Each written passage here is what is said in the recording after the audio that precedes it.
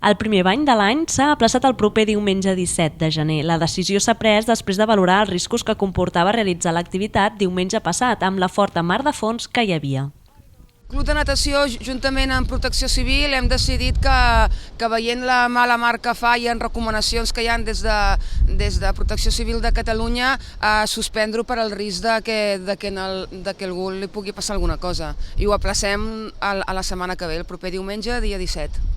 L'acte, que tradicionalment es du a terme el segon diumenge de l'any, se celebrarà una setmana més tard del que és habitual. En principi, el primer bany de l'any es farà davant el Club Nàutic del municipi. En cas que torni a haver-hi mala mar, s'ubicarà a la Roca d'en Maig o a Sa Caleta.